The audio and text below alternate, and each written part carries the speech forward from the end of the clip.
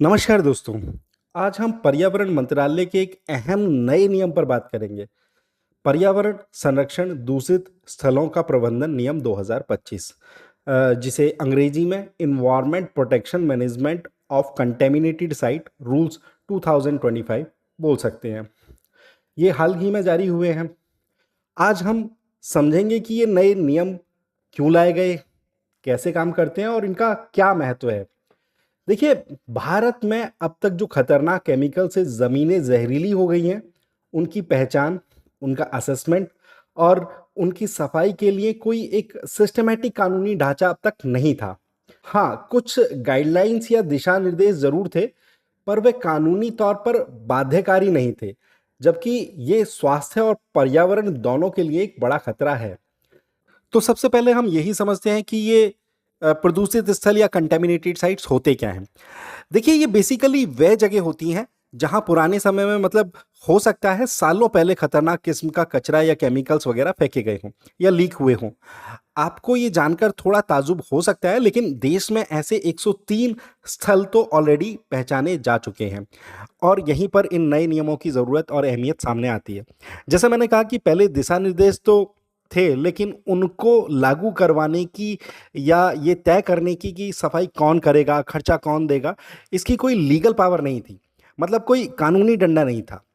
तो ये जो 2025 के नए नियम हैं, इसी गैप को भरते हैं। ये एक साफ प्रक्रिया बनाते हैं और सबसे ज़रूरी जवाबदेही तय करते हैं। अब सवाल आता है कि अब प्रक्रिया क्या होगी? मतलब कैसे पहचानेंगे? कैसे सफाई होगी?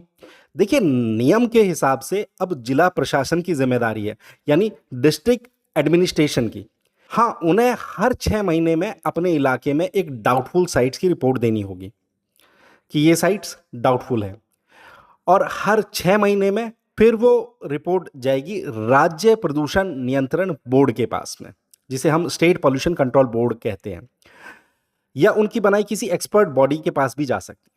उनको 90 दिन के अंदर एक इनिशियल असेसमेंट मतलब शुरुआती जांच करनी होगी। अगर उस जांच में लगता है कि हाँ, यहाँ गड़बड़ है, प्रदूषण हो सकता है, तो अगले 3 महीने में डिटेल सर्वे होगा। डिटेल सर्वे मतलब सैंपलिंग वगैरह लेकर के मिट्टी के पानी के सैंपल्स लिए जाएंगे और ये जांच होगी कि उन 189 खतरनाक रसायनों या केमिकल्स के लिए ये जो 189 केमिकल्स हैं, ये पिछले नियम में भी लिस्टेड थे। ये एक बहुत बड़ी लिस्ट है। इसमें इंडस्ट्रीज में इस्तेमाल होने वाले कई आम खतरनाक पदार्थ शामिल होते हैं। अगर जांच में प्रदूषण कंफर्म हो गया, तो फिर उस साइट्स को ऑफिशियली प्रदूषित स्थल घोषित कर दिया जाएगा या कंटेमिनेटेड साइट बोल दिया जाएगा। पब्लिक नोटिस निकलेगा और ज़रूरत पड़ी तो लोगों को सेफ्टी के लिए वहाँ पर आना-जाना भी उनका बंद कर दिया जा सकता है। तो ये तो हो गई कैसे पहचान की जाएगी। अब आते हैं सफाई पर। ज़िम्मेदारी किसकी होगी? खर्चा कौन देगा? ये एक इम्पॉर्टेंट सवाल हो सकता है। अब देखो, यहाँ पर पॉल्यूटर पेज प्रिंसिपल लागू होगा। पॉल्यूटर पेज प्रिंसिपल मतलब जिसने प्रदूषण फैलाया है वही भुगतान करेगा। तो सिंपल शब्दों में हम ये कह सकते हैं, एक्सपर्ट बॉडी वो एक डिटेल क्लीन अप प्लान बनाएगी, जिसे रेमिडिएशन प्लान कहते हैं। और फिर राज्य प्रदूषण बोर्ड यानी SPCB state pollution control board को 90 दिन के अंदर ये पता लगाना होगा कि इस प्रदूषण के लिए जिम्मेदार कौन है, ओरिजिनल पॉल्यूटर कौन है। जब ओरिजिनल पॉल्यूटर का पता लग जाएगा, तो फिर सफाई का पूरा खर्च उसी को उठाना होगा। अब हो सकता है आपके मन में यहाँ पर एक क्वेश्चन आए कि क्या ये हमेशा मुमकिन होगा? मतलब अगर प्रदूषण बहुत पुराना है, दशकों पुराना है, कंपनी बंद हो गई है, तब क्या होगा? तो देखिए, ये एक प्रैक्टिकल चैलेंज हो सकता है, इसमें कोई शक नहीं। पुराने मामले में मुश्किलें आ सकती हैं। तो नियम इस बात को मानते हैं कि अगर जिम्मेदार पार्टी नहीं मिलती है या वो उस हालत में नहीं है कि वो पैसे दे सके, तो उस कंडीशन में केंद्र और राज्य सरकारें मिलकर सफाई के लिए फंड देंगी। मतलब सरकार जिम्मेदारी लेगी। और एक और बहुत महत्वपूर्ण बात इसमें जोड़ी गई है, अगर इस प्रदूषण की वजह से किसी की मौत हो जाती है या सेहत को गंभीर नुकसान पहुंचता है, तो भारतीय न्याय संहिता जो 2023 में आई है, उसके तहत क्रिमिनल लाइबिलिटी मतलब आपराधिक जिम्मेदारी भी बन सकती है। लापरवाही का केस अगर गंभीर लापरवाही साबित होती है, तो मतलब जेल या जुर्माना भी हो सकता है।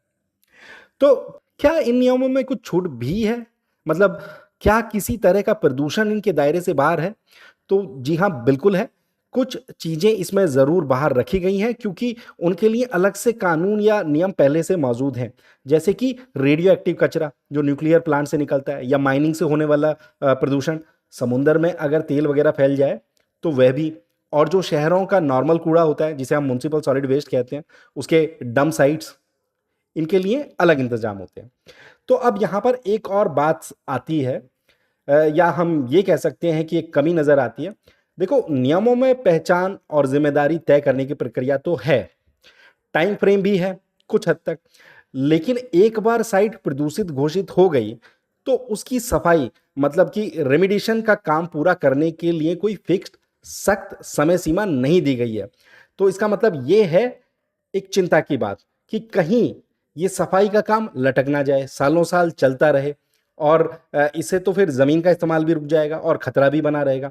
तो कुल मिलाकर देखें तो ये नए नियम यकीनन एक बहुत बड़ा और ज़रूरी कदम तो है। भारत में जो ये खतरनाक ज़हरीली ज़मीनों की समस्या बढ़ती जा रही है, उससे निपटने के लिए पहली बार एक स्पष्ट कानूनी ढाँचा आया है, प्रक्रिया है, ज़िम्मेदारी है, एक एक एक स्ट्रक्चर मिला है। पर वहाँ पर जो सफाई पूरी करने का समय सीमा वाली बात है, वह एक ऐसा पहलू है जिस पर शायद आगे सोचने की ज़रूरत पड़ेगी। और ये हमें इस सवाल पर छोड़ जाता है कि क्या ये नियम वाक़ई ही उन 103 पहचानी गई साइट्स और जो आगे पहचानी जाएँगी, उनकी सफाई तेज़ कर पाएँगे? या फिर टाइमलाइन की कमी कहीं प्रक्रिया को धीमा तो नहीं कर देगी? और इससे भी बड़ा सवाल शायद ये कि भविष्य में ऐसा प्रदूषण पैदा ही ना हो। इसके लिए हमें और क्या प्रिवेंटिव कदम उठाने की ज़रूरत है और सख्त इंडस्ट्रियल नियम लाने की ज़रूरत है। तो इसके बारे में भी हमको सोचना होगा। आज की वीडियो में फ़िलहाल इतना ही। अगर आपको ये वीडियो अच्छी लगी है, तो इसको लाइक करें, शेयर करें और चैनल को सब्सक्राइब करें। फिर मिलते हैं नई जानकारी के साथ किसी नई वीडियो में। तब तक के लिए नमस्कार।